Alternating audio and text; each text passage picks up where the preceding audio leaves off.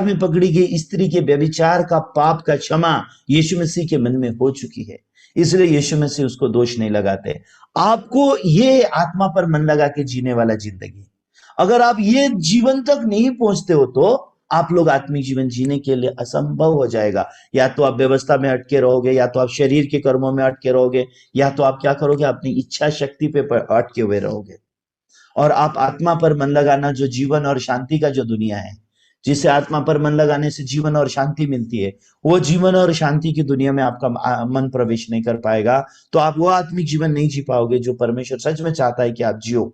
जो आत्मिक जीवन पहला यूहन्ना में यूहन्ना चाहता है कि आप जियो, जो आत्मिक जीवन रोमियो के 8 अध्याय में पौलुस चाहता है कि आप जियो। ये परमेश्वर के लोग हैं जिन्होंने इस बात को एग्जैक्टली डिस्कवर किया है। ये पवित्र आत्मा से भरे हुए प्रभु के दास थे जिन्होंने इन पत्रियों को लिखा है। ये पत्रियों को पवित्र आत्मा की प्रेरणा से लिखा गया है, इसलिए ये पत्रियों को लिखने वाले जो परमेश्वर के दास है, वो अपनी कलीसिया के हर एक भाई बहनों के प्रति ऐसा मन रखते हैं कि वो लोग सच्चा आत्मिक जीवन जी सके, ताकि आत्मा पर मन लगा करके ये लोग जिए, ताकि इन्हें जीवन और शांति मिले। तो सच में आत्मा पर मन लगाना जीवन और शांति है। तो यहाँ पे पहले यूहन्ना में भी यूहन्ना अपने बालकों को क्या बोल रहा है, अपने भाई बहनों को क्या बोल रहा है, मैं ये बात तुम्हें इसलिए कह रहा हूं ताकि तुम पाप ना करो, लेकिन अगर तुमसे अगर कोई पाप होती है तो हमारे पास धार्मिक इशू है, और वही हमारा प्रायश्चित है। वो सिर्फ हमारा ही प्रायश्चित है ऐसा नहीं है, पूरे जगत का वही प्रायश्चित है। आमीन। तो 2 अध्याय में क्या लिखा है, यीशु मसीह हमारे पाप का भी प्रायश्चित है और जगत के लोगों का पाप का भी प्रायश्चित है। अभी उदाहरण के लिए मैं आपको पूछता हूं, ओके, आज सुबह एक आदमी आपको मिला, एक इंसान आपको मिला जिसने बहुत गुनाह किया था, बहुत चोरी किया और बहुत गलत गलत काम किया। उसको जब आप मिलते हो और उसको जब आप यीशु मसीह का सुसमाचार प्रचार करते हो, आज सुबह सपोज उसने आज सुबह चोरी की है, आज सुबह वो पुलिस पकड़ के उसको जेल में लेके जा रही है और जेल में ले गई और उसको सजा हुआ 3 साल का, और आप जेल में प्रचार करने के लिए गए आज ही के दिन में। तो आप जब उसको प्रचार करोगे आज शाम को 4 बजे, क्या प्रचार करोगे? बाइबल खोल के देखो, मसीह यीशु ने तुम्हारे सारे पाप अपने ऊपर ले लिए हैं। देखो, तुम्हारी जगह मसीह यीशु क्रूस पर बलिदान हुआ है और उसके लहू के द्वारा तुम्हारे पाप धुल गए हैं। चोर भाई, परमेश्वर तुम्हें दोष नहीं लगाता, तुम धर्मी हो, तुम पवित्र हो। ये प्रचार करते हो क्या नहीं? करते हो क्या नहीं? आप जब जेल में जाते हो ये प्रचार करोगे या नहीं? करोगे ना? लेकिन आज सुबह अगर आपने चोरी किया तो क्या अपने आप को ऐसा प्रचार करोगे? हाँ?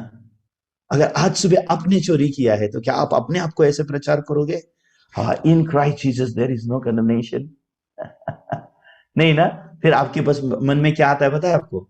अरे मैं कैसा उद्धार पाया हुआ मसीह हूं, ऐसे कैसे मैंने कर लिया, ऐसे कैसे मुझसे हो सकता है? फिर उद्धार पाया है इसका मतलब क्या बोल सकता हूं? क्या मेरा ऐसा जीवन जीने के लिए परमेश्वर ने मुझे दिया है? ऐसे अनगिनत सोच आपके पास है। ये शरीर पर मन लगाना है। अगर आप आत्मा पे मन लगाओगे तो जैसे आप उस चोर को प्रचार किए, in Christ Jesus there is no condemnation, मसीह यीशु में कोई दोष और दंड नहीं है, ऐसा जो प्रचार आपने उस चोर को प्रचार किया, आपने इस चोर को क्यों प्रचार नहीं किया? क्योंकि आप इस चोर को चोर नहीं मानना चाहते हो, सही है। अब इसको आपने बदल के नया बना दिया और आपने इसको ऐसा सिखाना शुरू कर दिया कि अभी तेरी देह में भी अच्छी वस्तु वास करती है। इसलिए आप लोग का मन कहाँ नहीं जाता? यीशु के पास नहीं जाता। फिर से आप शरीर पर मन लगा करके जीना शुरू करते हो। शरीर पर मन लगाना मतलब इस मरणहार देह से आशा करना, इस मरणहार देह से आशा करना, इस मरणहार देह के अंदर जो इच्छाएं हैं उस इच्छाओं से आशा करना। तो अबशालोम क्या करना चाहिए? मर्डर जब अबशालोम के हाथ से हुआ, अबशालोम ने उठ के दाऊद के आगे जाकर के अपने हथियार डाल देने हैं। हाँ पिताजी, मुझसे ये हुआ है, पिताजी मैंने ये किया, मेरे मन में ऐसा था। तो उस समय में दाऊद अबशालोम की क्या अगुवाई करता? कैसे अबशालोम शैतान के द्वारा चलाया गया, कैसे से अबशालोम ने धोखा खाया, और अबशालोम कैसे शैतान के साथ एक होकर के अम्नोन का मर्डर किया, और कैसे यीशु मसीह के द्वारा उसके पाप क्षमा हो गए हैं, कैसे अबशालोम को परमेश्वर दंड नहीं देता, कैसे अबशालोम को परमेश्वर दोष नहीं देता। ये आत्मा से अगर मिलता अबशालोम, अगर इस मन से अगर अबशालोम मिलता, वहां हृदय परिवर्तन होता है। आप समझ रहे मेरी बात को? वहां मन परिवर्तन होता है। उस समय से अबशालोम शरीर पर मन लगाने वाला नहीं, अबशालोम आत्मा पर मन लगाने वाला बन जाता।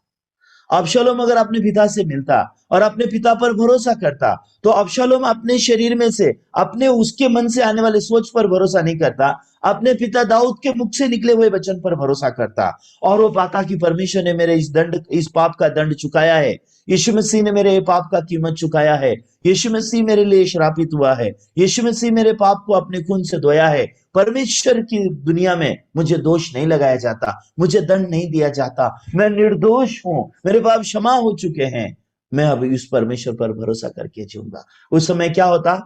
अबशालोम दाऊद के साथ एक हो सकता था। ये परमेश्वर के साथ एक होना है, ऐसे एक हुआ जाता है। आत्मा पर मन लगाना जीवन और शांति है। अबशालोम अगर उस दिन दाऊद के पास लौट के जाता, अगर अबशालोम दाऊद के साथ एक मन होता, तो अबशालोम को और दाऊद का विरोध करने का जरूरत नहीं पड़ता, अबशालोम और दाऊद के विरोध में नहीं जाता, दाऊद के साथ एक मन हो सकता था, फिर दाऊद के अधीन में रह के अच्छा से जिंदगी जी सकता था। लेकिन अबशालोम ने क्या किया? शरीर पर ही मन लगाया, इसलिए वो क्या किया? दाऊद को छोड़ के भाग गया। कहां भाग गया? अपने माँ के घर भाग गया। आप ये सारी कहानी आपको दूसरे शमूएल की पुस्तक में दिखेगी, आपको ये पढ़ना होगा। तो अबशालोम क्या करता है? दाऊद के पास से भाग के अपने माँ के गांव में, अपने माँ के नगर में चला जाता है और वहीं 2 साल तक रहता है। 2 साल तक दाऊद ने भी उसको नहीं बुलाया। क्यों? क्योंकि दाऊद जब उसके हृदय को देखता है, लौटने का मन नहीं है, विश्वास करने का मन नहीं है, इसके लिए दाऊद ने भी अबशालोम को नहीं बुलाया। लेकिन बाद में अबशालोम वहां आने का एक प्लान बनाता है, अबशालोम दाऊद के पास आने का एक प्लान बनाता है और उसका प्लान सक्सेस भी होता है। तो बाद में योआब जाकर के क्या करता है? अबशालोम को लेके तो आता है, लेकिन जब दाऊद अबशालोम को देखता है, हाँ ये मन नहीं फिरा रहा है, ये खुद के ऊपर का भरोसा नहीं छोड़ रहा है, ये आदमी को अगुवाई नहीं किया जा सकता, ये और गुनाह में गिरेगा। दाऊद अच्छी अच्छी रीति से बात को जानता है। बाइबल किस बात को हमें सिखाना चाहता है, पता है आपको? तुम मसीह यीशु के पास जाओ, ये सिखाता है। हम अगर खुद के ऊपर का भरोसा टूट जाएगा ना, हमारा मन मसीह के पास लौट आएगा और हम आत्मिक जीवन जी पाएंगे। और लेकिन अबशालोम के साथ ऐसा नहीं हुआ। तो अबशालोम खुद के ऊपर ही भरोसा करता था। अबशालोम क्या सोचता था? दाऊद मेरे पास आना चाहिए, दाऊद ने मेरे साथ बात करना चाहिए, दाऊद ने मुझे बातें करना चाहिए। आई एम सॉरी अबशालोम, हमने उनके समय में मैंने अमनोन को सजा देना चाहिए था, मैंने अमनोन को सजा नहीं दिया, वो मेरा गलती है, ऐसी बातें सुनना चाहता था। ये क्या है? सेल्फ राइचियसनेस बोला जाता है इसको, खुद की धार्मिकता। तो जो लोग खुद की धार्मिकता में अंधे होते हैं, मर्डर करने के बाद भी उनको अपना गुनाह नहीं दिखाई देता। अबशालोम खुद की धार्मिकता में इतना अंधा था, उसने तो मर्डर किया, वो बात भी उसको समझ में नहीं आ रहा है, मैं कितनी गुनाह में गिर चुका हूं, मैं कितना घिनौना जिंदगी जी चुका हूं, मैं कितना खराब हूं, इस बारे में अबशालोम बिल्कुल नहीं जानता। इसलिए अबशालोम के पास शरीर से निकलने का मन नहीं है। इसलिए अबशालोम दाऊद के पास तो पहुंच जाता है, लेकिन दाऊद के मन के साथ उसका कोई नाता नहीं। मतलब क्या है? ये वो लोग हैं जिनको आत्मिक जीवन से कोई लेना देना नहीं, ये वो लोग हैं जिनको परमेश्वर के मन से कोई लेना देना नहीं है। लोग बस अपने ही शरीर पे इंटरेस्ट रखते हैं, अपने ही सोच पे इंटरेस्टेड होते हैं, उनके मन में क्या सोच आता है, उनको क्या लगता है, उनको क्या है, ऐसी जिंदगी जीना चाहते हैं। अगर एक बार भी अबशालोम दाऊद के पास जाता मन फिरा के और दाऊद से अपना मन मिलाता ना, तो दाऊद के मन में से क्या निकलता है? अबशालोम के लिए जीवन और शांति निकलता है। अबशालोम के लिए दाऊद के मन से क्या निकलता है? जीवन ही निकलता है। कभी अबशालोम को दाऊद दोष नहीं लगाता, दंड नहीं देता, सजा नहीं देता, जीवन और शांति देता है। परमेश्वर का मन ऐसा होता है। तो दाऊद के द्वारा हमको परमेश्वर परमेश्वर का मन दिखा रहा है। लेकिन अबशालोम का मन कभी लौट के नहीं गया दाऊद के पास। इसके लिए अबशालोम और विद्रोह करने लग गया, और मन कठोर हो गया, और दाऊद से शत्रुता करने लग गया, और यहां तक करने लगा कि अब मैं दाऊद से बदला लूंगा, मैं दाऊद को मार डालूंगा, मैं दाऊद की जगह में राजा बनूंगा। इस प्रकार का विद्रोह जो है अबशालोम के मन में आया, और उस समय से वो दाऊद से लड़ाई करने लग गया, इजराइलियों से लड़ाई करने लग गया, बोला मैं अपना राज्य बनाऊंगा। उस लड़ाई के दौरान दाऊद के बोले हुए वचन मैं आपको दिखाऊंगा। उस लड़ाई के दौरान भी दाऊद अबशालोम के बारे में क्या बोलता है, आइए हम दूसरा शमूएल 18 अध्याय देखेंगे। यहाँ पे वो थोड़ा सा भाग को देखेंगे।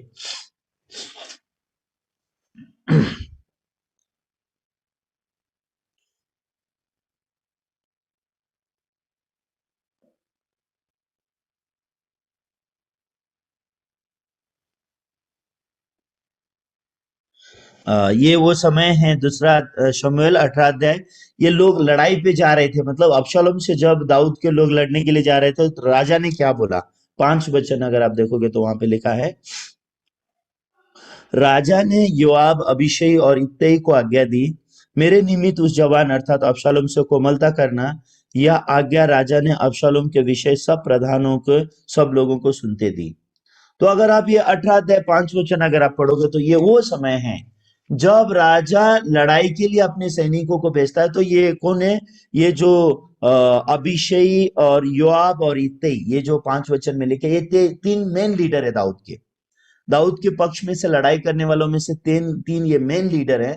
इन तीन मेन लीडर को दाऊद ने बुलाया और क्या बोला? मेरे निमित्त। दाऊद को मालूम है इन लोग के पास आत्मा नहीं है। किनके पास? अबीशै, इत्तै और योआब। ये लोग आत्मा से नहीं जीते। दाऊद को पता है इन लोग को मेरा मन मालूम नहीं है, ये लोग खाली मेरे लिए अच्छा काम करेंगे बोल के क्या करेंगे? मेरे बेटे को मार देंगे। दाऊद जानता है ये बात को, इसलिए उनको बुला के अपना हृदय एक्सप्रेस करता है, उसके मन को दिखाता है। मेरे खातिर, मैं जानता हूं कि तुम लोग उस जवान अबशालोम को मारना चाहोगे, क्योंकि तुम तो लड़ाई के हिसाब से सोचोगे, युद्ध के हिसाब से सोचोगे, लेकिन मैं पिता हूं, मेरे पास जीवन है। मैं जीवन और शांति देना चाहता हूं अबशालोम को, मौत नहीं देना चाहता हूं। इसका मतलब ये है। तो परमेश्वर का मन कभी नहीं चाहता है कि हम लोग नाश हो जाएं। परमेश्वर सिर्फ हमें जीवन और शांति देना चाहते हैं। लेकिन सच में ये मन अबशालोम तक पहुंचाने वाला कोई भी नहीं था। अबशालोम तक ये मन पहुंचाने वाले कोई नहीं थे। दाऊद के जितने भी लीडर थे उनमें से एक भी लीडर ऐसा नहीं था कि सच में दाऊद का हृदय अबशालोम तक पहुंचा दे। कोई तो ऐसा मिलना चाहिए था जो अबशालोम का कॉलर पकड़ के चीख के उसको प्रचार करे, तेरा पिता दाऊद तुझे जीवन और शांति देना चाहता है, तुझे कभी मौत नहीं देना चाहता है। तू कब तक अपना मन अपने पिता दाऊद के प्रति कठोर करके जिएगा? अपना मन अपने पिता के प्रति खोल। ऐसा बोलने वाला कोई भी नहीं था। अबशालोम ने कभी जीवन और शांति का रास्ता नहीं पाया। मतलब वो अपने पिता के हृदय के बारे में कभी नहीं जान सका। ना तो उसने कभी खोज किया, ना तो किसी और ने उसको प्रचार किया, किसी ने भी उसको नहीं सिखाया। इसलिए अबशालोम मरने के दिन तक शरीर पर मन लगा के जिया, इसके लिए वो मर गया। तो अभी यहाँ पे वो लोग लड़ने के लिए गए। लड़ने के लिए जाते समय दाऊद अपने 3 मुख्य सेनापतियों को रोकता है। इत्तै मेरी बात सुन, अबीशै मेरी बात सुन, योआब मेरी बात सुन। वो जवान अबशालोम को मेरे खातिर कोमलता कर। कौन राजा अपने सेनापतियों से ऐसे भीख मांगता है? राजा है वो इजराइल का, ऐसे हाथ जोड़ के खड़ा है अबशालोम। इसका मतलब क्या है? प्लीज अबशालोम को मत मारना। मेरे हृदय में से अबशालोम के लिए मृत्यु नहीं निकल सकती। अबशालोम मुझे मार डालना चाहता है। ये यीशु मसीह का चित्र है। यीशु मसीह को जिन्होंने क्रूस पर चढ़ाया, उनके लिए यीशु मसीह ने पिता से क्या प्रार्थना की? पिता इन्हें माफ कर दीजिए, ये लोग नहीं जानते हैं लोग क्या करते हैं। कौन अपने मृत्यु देने वाले को लिए प्रार्थना कर सकता है? वो सिर्फ यीशु मसीह। कौन है जो यीशु को मारने वाले के लिए ही यीशु प्रार्थना करता है? दाऊद अपने मुझे ही मारने वाला मेरा ही बेटे के लिए दाऊद प्रार्थना करता है कि अबशालोम, उस जवान अबशालोम को मेरे खातिर क्या करना? तुम लोग कोमलता करना। अगर ये सेनापति जाते और जाकर के अबशालोम का कॉलर पकड़ते, अबशालोम को एक पंच नाक में मार के, रुक, तू अपने पिता के हृदय को सुन, अपने पिता का वचन सुन, तेरा पिता तुझसे प्यार करता है। हमें तेरे पिता ने तुझे मारने के लिए नहीं, तुझे नहीं मारने के लिए भेजा है। लड़ाई के लिए हाथ में तलवार है, लेकिन हृदय में क्या है? नहीं मारने का मन है ना। ये कितना अजीब है ना। ये मन का दुनिया अगर आप जानोगे तो कैसे जियोगे? जो लोग मन की दुनिया नहीं जानते ना, वो लोग हमेशा डरा और सहमा हुआ जिंदगी जीते हैं। जब मैं पहले परमेश्वर के मन को नहीं जानता था, मुझे ऐसा लगता था परमेश्वर के स्वर्गदूत हमेशा तलवार पकड़ के मुझे मारने के लिए खड़े हैं। मैं हमेशा डरता था, हमेशा रोता था। मेरी प्रार्थना में ज्यादा समय रोने में जाते थे। लेकिन अभी सच में मेरा मन परमेश्वर के मन को जानने के बाद मेरा मन बहुत धन्यवादी थे। ये दाऊद का हृदय जो अबशालोम के लिए, मेरे लिए परमेश्वर का मन है। ये दाऊद का हृदय जो अबशालोम के लिए है, यही हृदय वो यीशु का हृदय व्यभिचार में पकड़ी गई स्त्री के लिए है। हालांकि अबशालोम ने इतना गुनाह किया, उसके बावजूद दाऊद बोलता है अबशालोम, उस जवान अबशालोम पर कुशलता से रखना, उसको कोमलता करना। कोमलता करना मतलब क्या? मेरे पास माँ का हृदय, ममता का हृदय है, उसको मत मारना। कोमलता कहाँ से आती है पता है? एक माँ अपने बच्चों को कोमलता से पकड़ती है। वो इतना तक ध्यान रखती है कि उसके हाथ में कहीं धूल ना हो अपने बच्चों को पकड़ते समय। ये कोमलता है।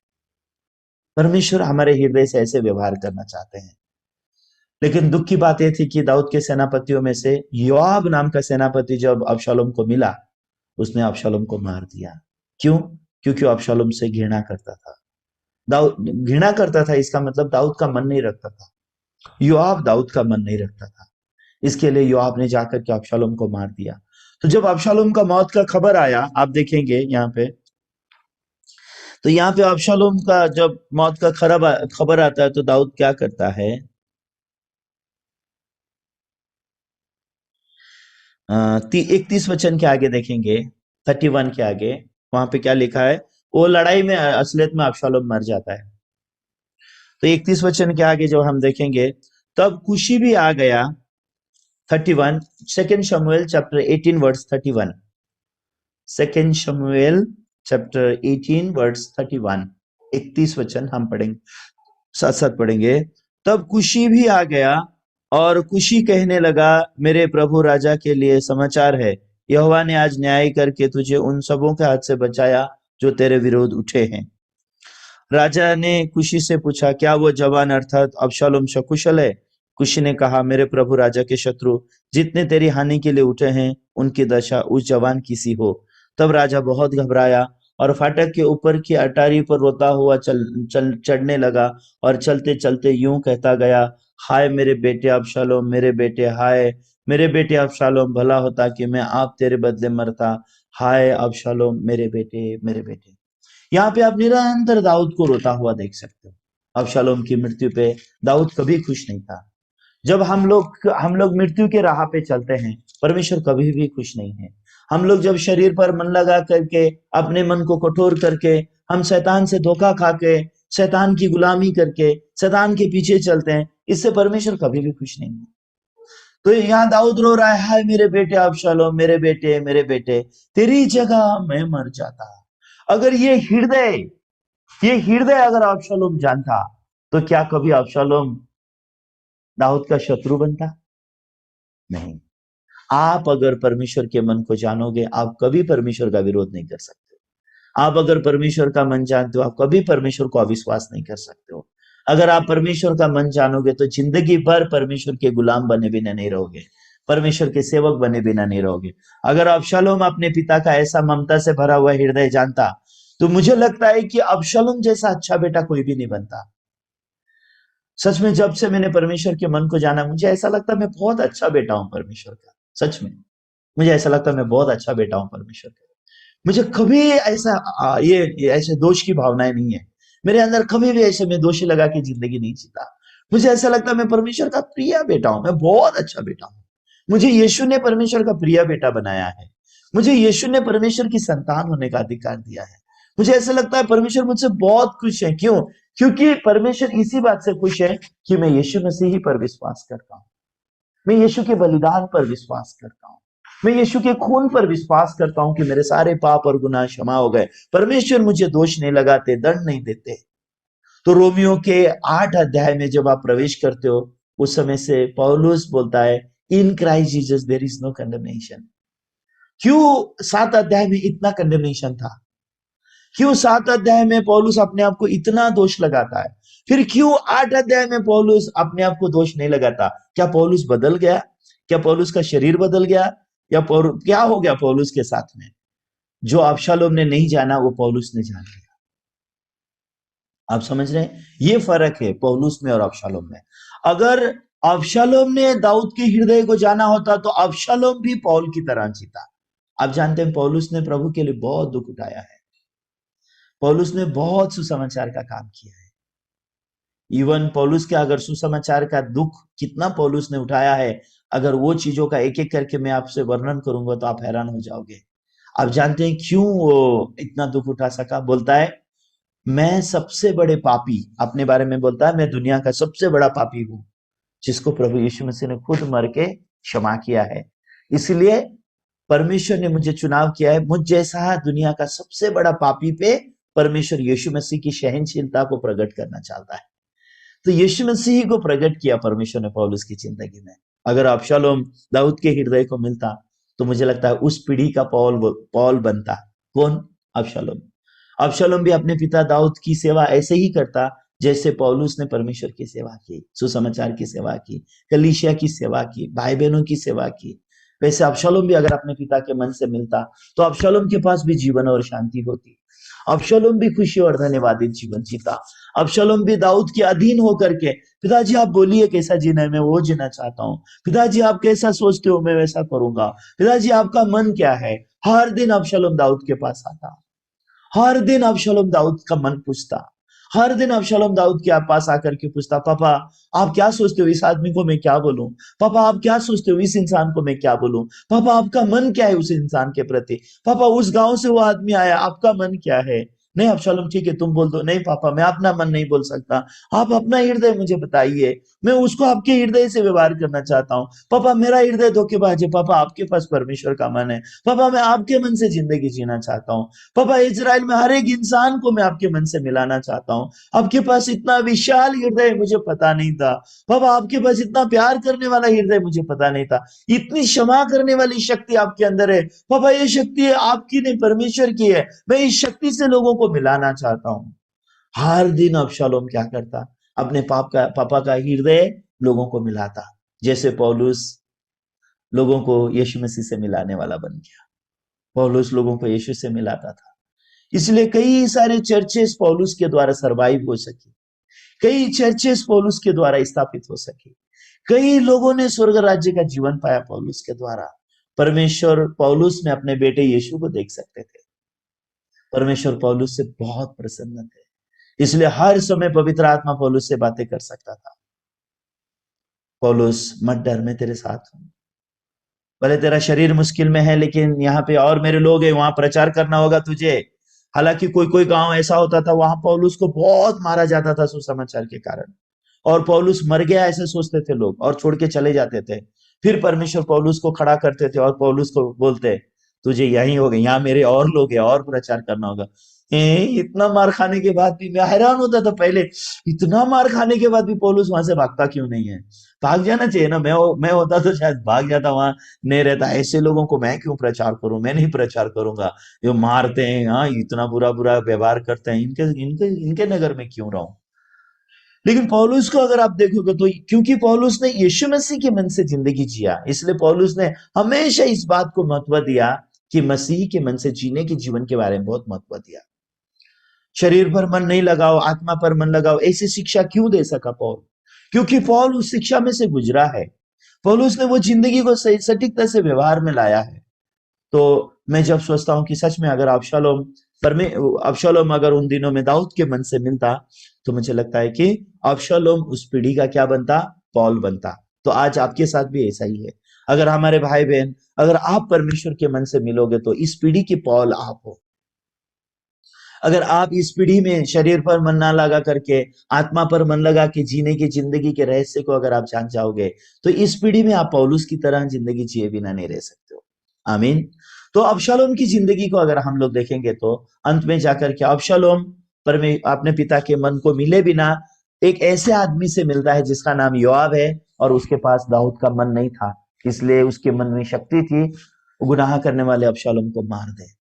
जिन लोगों के मन में परमेश्वर का मन नहीं होता वो लोग गुनेगार लोगों को मार देते हैं, जैसे कि यूहन्ना के 8 अध्याय में। यूहन्ना के 8 अध्याय में वो लोग वो व्यभिचार में पकड़ी गई स्त्री को क्यों मारना चाहते थे?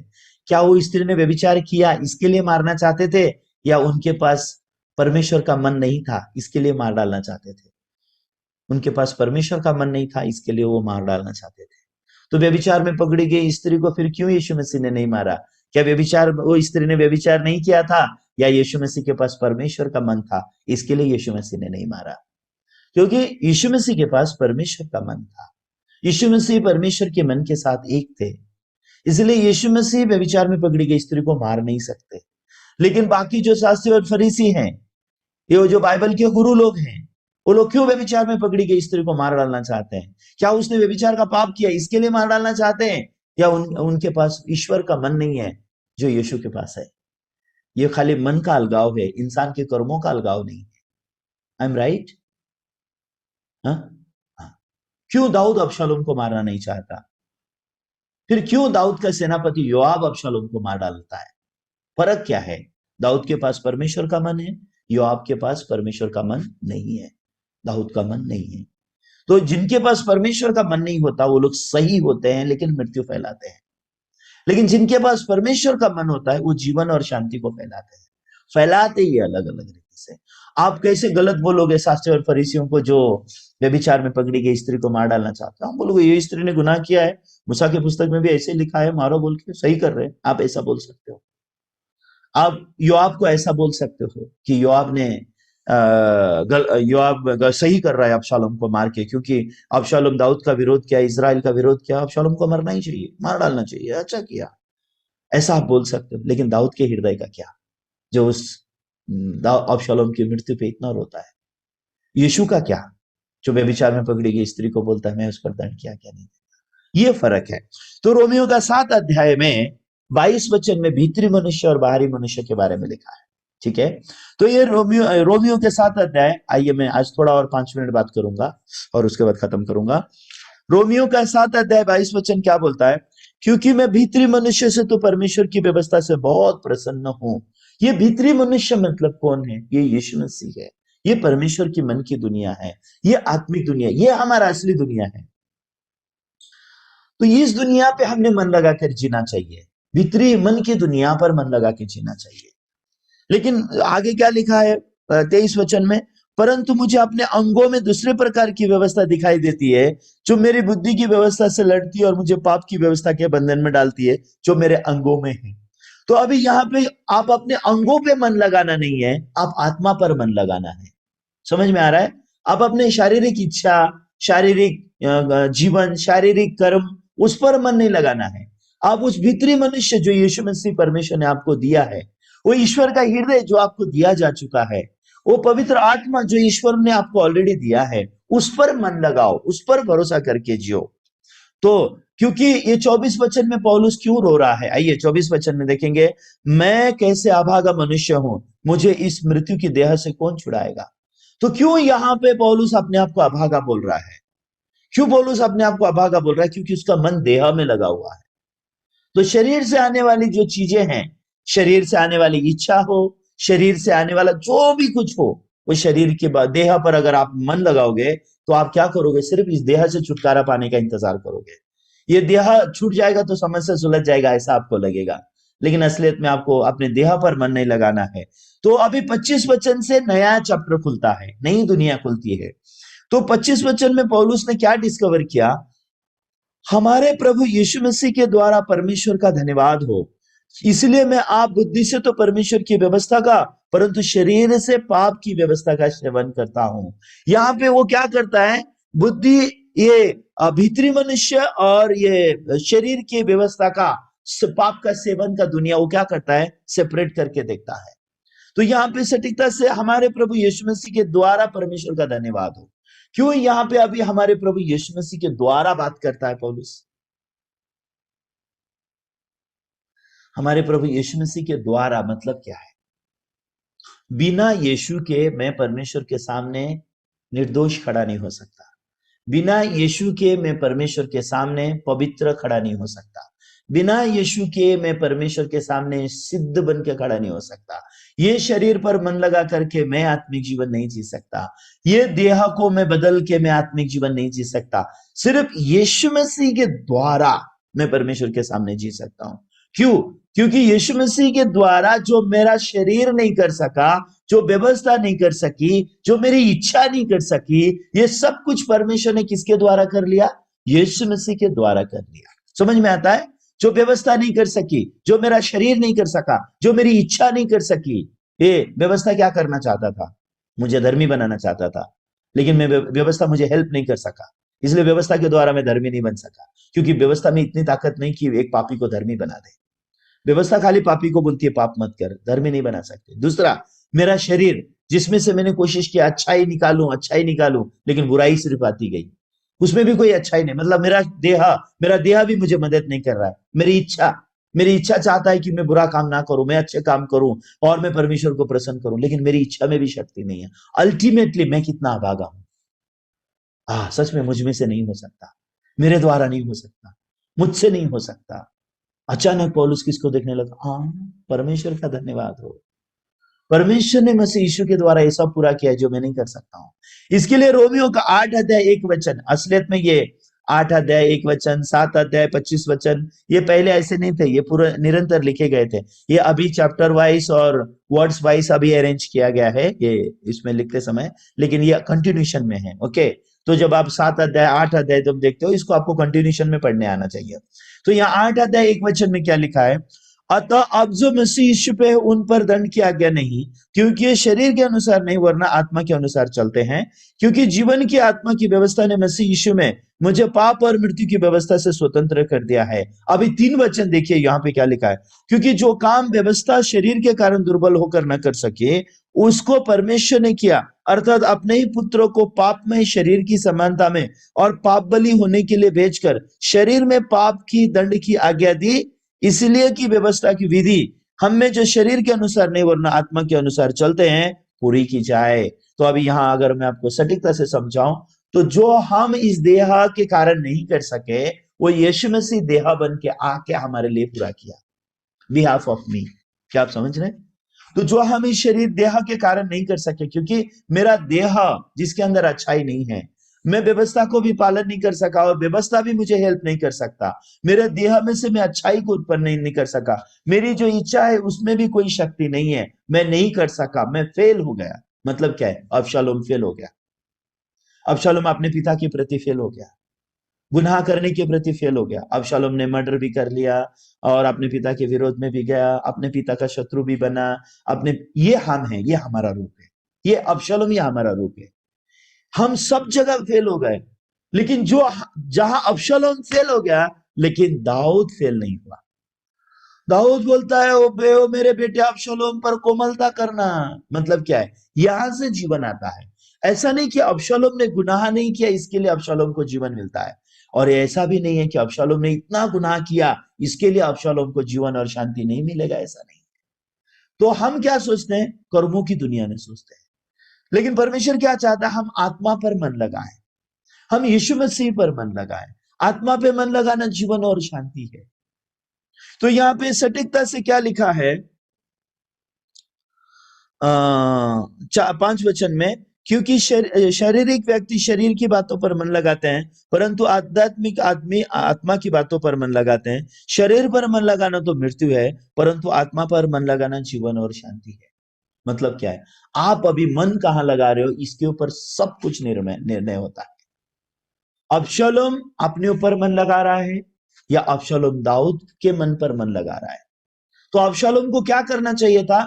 दाऊद की बातें सुननी चाहिए थी। अबशालोम को दाऊद का हृदय जानना चाहिए था।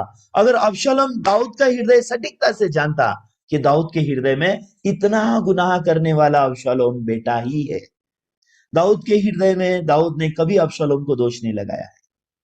दाऊद ने कभी अबशालोम को नहीं बोला मैं तेरे गुनाह का दंड तुझे दूंगा। सही है ना? ये हृदय किसने डिस्कवर किया? पौलुस ने डिस्कवर किया। इसके लिए पौल इतना शक्तिशाली जीवन जी सकता है। पौल दोष और दंड की दुनिया से बाहर निकल गया। पौल व्यवस्था की दुनिया से निकल गया, शरीर की दुनिया से निकल गया, इच्छा की दुनिया से निकल गया, और पौल ने क्या किया? आत्मा पर मन लगाया। तब पौलुस को जीवन और शांति मिली। आत्मा पे मन लगाना मतलब क्या है? यीशु के साथ एक मन हो जाना। अबशालोम किसको मिलना चाहिए? दाऊद को मिलना चाहिए। और अबशालोम दाऊद के उस हृदय से मिलना चाहिए जिस हृदय में अबशालोम को दोष देने का हृदय है ही नहीं। कोई भी गुनाह का दंड देने का हृदय है ही नहीं, दोष लगाने का हृदय है ही नहीं। अगर इस हृदय को अबशालोम मिलता है, तो अबशालोम अपने हृदय को फेंक देता है, जो दाऊद से घृणा करने वाला हृदय, दाऊद को दोष लगाने वाला हृदय, दाऊद को अपमान करने वाला हृदय, वो हृदय फेंका जाता है। दाऊद का हृदय अबशालोम के हृदय में स्थापित होता है। तब दाऊद और अबशालोम शरीर में दो रहते हैं, लेकिन आत्मा में एक हो जाते हैं, मन में एक हो जाता है। उस दिन के बाद भी अबशालोम दाऊद के विरोध में जाएगा?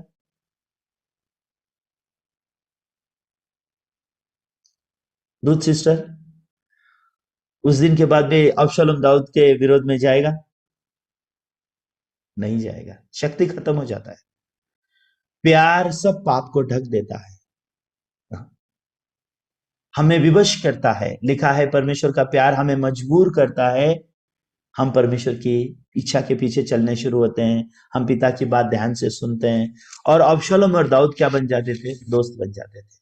दाऊद के दिल में तो अबशालोम सदा दोस्त था, लेकिन अबशालोम के ही मन में दाऊद शत्रु था। अबशालोम के मन में था। हमारे मन में यीशु शत्रु हो सकता है, हम ऐसा सोच रख सकते हैं, क्योंकि हम शैतान से धोखा खाने वाले लोग हैं। लेकिन यीशु ने तो हमको दास नहीं बोला, मित्र कहा है। और ऐसा मित्र जो अपने मित्र के लिए प्राण देता है। यीशु ने हमारे गुनाहों को अपने ऊपर लेकर के, हमारा सच्चा मित्र बन के हमारे लिए उसने अपना प्राण दिया है, ताकि हमें प्राण देने की जरूरत ना हो। यीशु हमारे लिए मरा ताकि हम ना मरे। यीशु ने अपने खून से हमें धोया ताकि हम अपना पाप धोने की जरूरत ना पड़े। यीशु ने हमें सिद्ध किया ताकि हम उसके साथ एक सिद्ध नाता में जिंदगी भर जीवन को जी सके।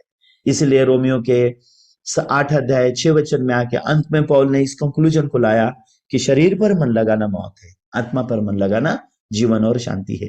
तो आज इस पीढ़ी में आप किस पर मन लगा करके जी रहे हो, उसके अनुसार आपके हृदय में जीवन और शांति भी होगा, उसके अनुसार आपके हृदय में मौत भी होगा।